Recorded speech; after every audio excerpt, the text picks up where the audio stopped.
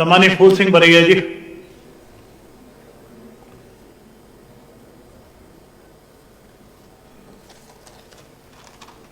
माननीय सभापति महोदय, महामहिम राज्यपाल जी का जो अभिभाषण हुआ है उसको मैं बहुत गंभीरता से कोशिश की सुनने की। उन्होंने पूरा तो नहीं, भाषण थोड़ा सा पढ़ा है, लेकिन पूरे भाषण में कहीं भी संविधान निर्माता बाबा साहेब डॉक्टर अंबेडकर का नाम नहीं। पूरे भाषण में मुझे लगा कि शायद वो भूल गए हों, शायद ना भी भूले हों तो अमित शाह जी की धमकी आ गई हो, क्योंकि संसद में अमित शाह जी ने बाबा साहेब अंबेडकर का अपमान किया था और उस अपमान।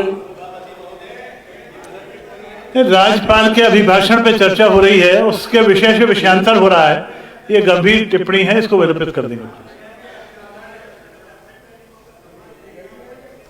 कोई बात नहीं, विलोपित तो आपका रहता ही है, लेकिन मैं इसलिए जिक्र कर रहा हूं कि बाबा साहेब अंबेडकर का अपमान जब दिल्ली की संसद में हुआ है, अपन प्रदेश की विधानसभा में खड़े हैं, विधानसभा में यहाँ की चर्चा करें, संसद की चर्चा दिल्ली के वालों को भरोसे छोड़ दें।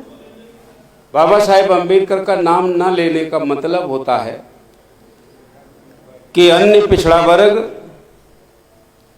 शेड्यूल कास्ट, शेड्यूल ट्राइब और माइनॉरिटी, उनका नाम नहीं आता है तो ये चारों साफ हो जाते। इनके बारे में चर्चा भी नहीं हुई। शेड्यूल कास्ट का नाम एक बार लिया है, एक दो बार शेड्यूल ट्राइब का लिया है, और माइनॉरिटी में मुसलमान का नाम तो बिल्कुल ही छोड़ दिया है। तो शायद उस एजेंडे में मुसलमान है भी नहीं, और चर्चा, देश अभी इस समय शांति में है, राज्य भी शांति में है, तो मुसलमान बाहर भी बड़ी चर्चा है मुसलमान के नाम की। तो मैं ये नहीं कहना चाहता हूं कि क्यों नहीं लिया, कोई बात नहीं, लेकिन बाबा साहेब अंबेडकर इस देश के उन लोगों की वकालत की थी जो कोई संख्या कम नहीं है। पिछड़ा वर्ग को देखें, शेड्यूल कास्ट, शेड्यूल ट्राइब और माइनॉरिटीज, ये लगभग 90% से ज़्यादा हैं। अभिभाषण में, राज्यपाल महोदय के अभिभाषण में अगर हम देखें कि 90% जनता के खिलाफ अगर भाषण कर रहे हैं तो इस भाषण का मैं विरोध करता हूं। और यही नहीं, उन्होंने, राज्यपाल महोदय ने, पेज नंबर 26 है, पैरा 2, उसमें लिखा, जन कल्याण की किसी भी योजना को बंद नहीं किया गया। उन्होंने खुद इसमें बोल तो नहीं पाए होंगे, शायद लिखा है। मैं आपसे सभापति महोदय, जन कल्याण की किसी भी योजना बंद नहीं की गई। मैं नाम गिना रहा हूं, रानी दुर्गावती योजना बंद है, पवन पुत्र योजना बंद है, इसमें SC ST के लिए 40% की सब्सिडी थी, और वो भी चूंकि योजना बंद हो गई, वो भी बंद हो गई। मुख्यमंत्री स्वरोजगार योजना 2 करोड़ रुपए की थी, उसकी भी सब्सिडी बंद है। और यही नहीं, सभापति महोदय, मुख्यमंत्री उद्यम क्रांति योजना, ये योजनाओं में आरक्षण किसी भी प्रकार का नहीं। और यही नहीं, शेड्यूल कास्ट, शेड्यूल ट्राइब के जब 8वीं पास को मौका दिया जाता है तो पिछड़े वर्ग को 12वीं पास की योग्यता का क्या जरूरत है? और 12वीं पास योग्यता मिल भी जाए तो पोर्टल अभी खोला ही नहीं। पिछड़े वर्गों के लिए अभी पोर्टल भी नहीं खोला गया, तो कहां से ये लोग, कहां से इनका जीवन यापन होगा? तो मैं इसलिए सभापति महोदय ये कहना चाहूंगा कि इन वर्गों के ऊपर भी राज्यपाल महोदय का ध्यान, अगर आपने जब भाषण लिखा होगा तो इन वर्गों के बारे में भी कुछ न कुछ लिखना चाहिए था, जो नहीं लिखा गया।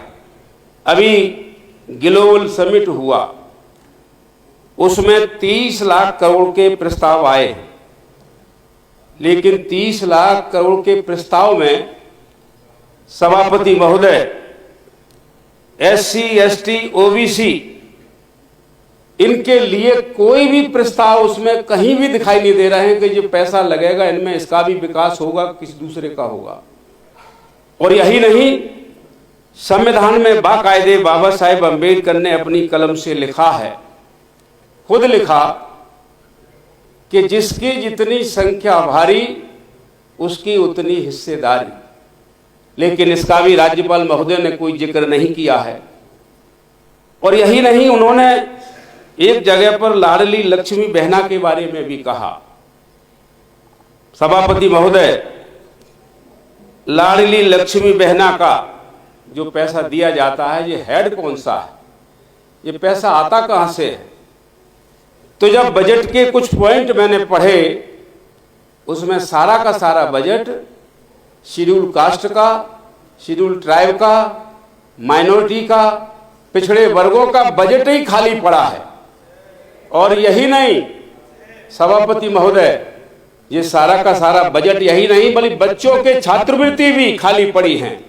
ये सारा का सारा बजट इनका खाली करके, अगर लाडली लक्ष्मी योजना को लाडली लक्ष्मी को बहुत प्यार करते हैं तो इन लोगों को मार के प्यार मत करो, इन लोगों को जिंदा रख के करो, क्योंकि इनको भी जीवन जीना चाहिए और इनके जीवन में भी खुशहाली आनी चाहिए। लेकिन इस प्रकार की खुशहाली नजर नहीं आ रही। यही नहीं, अध्यक्ष महोदय, माननीय विनय जी कृपया समाप्त करेंगे। धन्यवाद। जय भीम, जय संविधान, जय भारत। माननीय सुरेश राजे जी।